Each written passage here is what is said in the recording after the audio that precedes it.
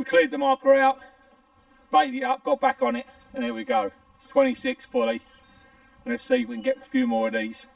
We can get on this video for you, so you can sit back and watch. So when you come and Dow Wallow, might give you a few pointers. Cheers, boys. Thought I'd just take a little bit of time just to explain really a little bit about bait, but say it's very, very simple, especially in North America. The fish are very naive. It's all location, big waters, location. Once you get a good reasonable bait, obviously, that carp love, obviously, as we all try and work out, the fish get on it. I mean, it's different to Europe. I've fished France and Spain and a few places and all over England, and it's a total different ball game there than it is in North America. So just get back to basics, and I like basics. So let's get to what I've got. All it is, it's the same old oats. As you can see, I've pre-mixed it already. It's just normal big large flake oats with I've got a load of crushed maize, seeds. It's pre-soaked for 3 days. Just in hot water, don't boil it. And what I use, as you can see there, is the mainline syrup. This is the Essential IB, which is I've been pushing and giving it a good go for the last couple of years now on this. And I've had buffs of 65 on it. I've had really good hits out of Dow Wallow last year, and obviously now we're back at Dow Wallow, and as you see on the video, it's carrying on its traits. And all I've done this year a little bit different is that I brought out a Canadian Carpin, as you can see, it's Canadian Carpin aniseed, and it's aniseed, but it's 5 different spices, mixed spices in it, that's been professionally made by a company in North America actually, and blended together with the massive beautiful taste of the aniseed, but with a bit of spice and twang with it, and that is 0.02%, so it's like extremely strong. So I put 10 ml in 5 kilos of a pack mix, and it's really tastes beautiful. And coupled up with the mainline syrup, don't matter what flavours you use. I've been using this IB for a little while, but it's all different out there, toffee, it's all different ones. But with that and that mixed, this gives it a nice fruity push. This gives it a beautiful taste and a bit of a spice twang to it. So coupled together, mixed in with that, it's just a deadly little mix there. It really is doing the damage here at Dow Wallow, and all over Tennessee we were using it. And this was playing around for the last year and a half. I kept it off the scene a bit just to test it out and see what's going on, but that's been mixed with that in the last 2 years. So that's what's given me a little bit of an edge, I think, because I think what a lot of people are not looking at is if you're using a pack bait, method bait, whatever, or a ground bait, whatever, it's got to taste extremely nice. Not only nice for us, it's nice for the carp. Obviously, that's trial and error really. That obviously we don't know what carp really like. So put in some, like just a straight smelling. Yeah, it's cool, but a lot of people have to put a sweetener in, or have to put salt in it, have to put something to give it a little bit of a better tasting, because just neat essence, like flavouring of any flavour, is too harsh. So with a boiler, you're throwing boilies out, and then obviously they come along, eat a boilie, eat a boilie, eat a boilie, eat a boilie, you get a take. But when they come to a method or a pack, they have to hit the bowl.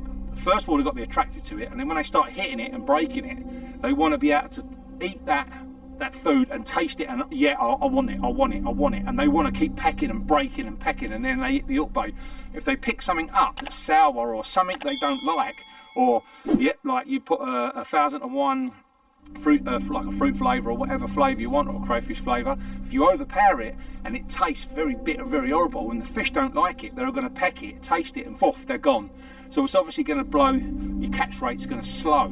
So if you've got something like, it's like a kid in a sweet shop, if you pick sweets up and they're just beautiful and they're just going to keep eating, but if they're sour, a lot of people go, whoa, can't have that.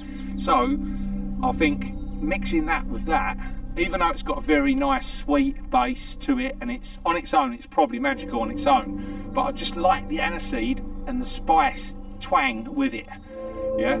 So I just do 10 mil of that because it's extremely strong, and I'll do 5 good squeezes of that in 5 kilos of pack, and that lasts me a night and a day, just hook baits. That's not like feeding, that's just hook baits.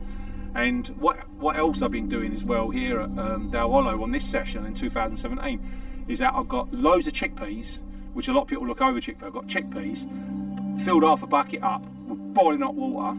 I stuck 5 good squirts of this in the water, give it a good mix, and leave it for 2 days and let it soak it up. And then the chickpeas go obviously a bit of a yellow, and then they taste and smell a bit sweet. And I've been throwing in kilos and kilos of chickpeas, spreading them out though, not concentrating them. So I don't want to create shoals of fish, because shoals of fish are normally small in most waters, and I've noticed it here.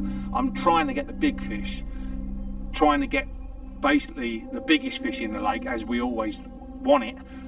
So what I do, I use chickpeas. They look like little boilies, which is a cheaper way of doing it. Otherwise, if you buy boilies and you're throwing them out, it's costing you a lot of money. So chickpeas are so cheap. So they're like a little boilie. The carp don't know. As long as they taste and smell nice, then they're going to pick them up as well as anything else. So I'll spread them out so they have to move to one hook bait. One free offering to another free offering to another free offering. So they're not preoccupied. They're working for it, but they're picking up this beautiful flavouring. And then obviously your hook baits. I'm just using a 12 mil mainline pop-up. Doesn't matter what really flavour. And I've got a tiger on it, so it's a snowman rig, and the tiger is soaked in this for the last maybe year. Because tigers, once they're soaked and coated, they will never go off or nothing. So they're tasting and they taste and smell of this. But then the chickpeas are just this. You don't need to put the aniseed in it, because I want the aniseed to give that a twist and give it a little bit of a standout. So the method ball is stronger and got a twist of spice, but the chickpeas have got a nice sweet smell, but with a little bit of it, but not the whole thing. So hopefully the fish will progress over to the ball quicker, and once they hit that and break it, and they really want that smell because they've been eating the chickpeas with the mainline in it, that's my plan. So you're creating fish in the swim, but they're looking for it. They are small fish. They like to get on a big bed of bait close and just eat and eat and eat and compete and eat and eat, and then you're getting doubles and you get the odd good fish. But I'm not here. I'd rather catch 2 fish in 24 hours and have them good enough to put on camera, or good enough for my photo album. Size, obviously no one can say, well, 29 pounds a massive fish, or it's small for me or big for you. It doesn't matter. Your level, what fish you're looking for, it all works accordingly. Obviously the more bait you put close together, it creates smaller fish and shoals of fish, and that's what the method come from in the UK. The method, ground baiting, it all was made and designed from the UK to basically hold fish in a swim and concentrate it in one spot and catch loads of fish for match fishing and things like that, and that's what it's all about. So I hope this helps you out a little bit, gives you a little bit of insight on what's going on, and just get out there, do your thing, keep it simple, and I'm pretty sure a PB will be coming your way soon this year. Chucked, I've got them about 1:15 with the wind in my face, sitting there waiting for a take, and then one close rod just screams off on the right. It just shows you just don't know where. And I've just repositioned the rods around a little bit because the fish seem to be in a little bit deeper water.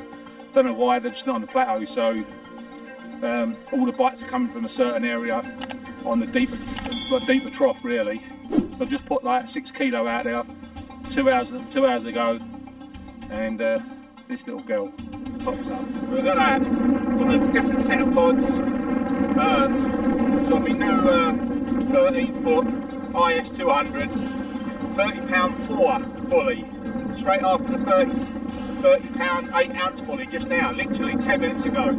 Look at that, still light. It's unreal. We're not seeing no fish show, but they're creeping on that bait now. Look at that.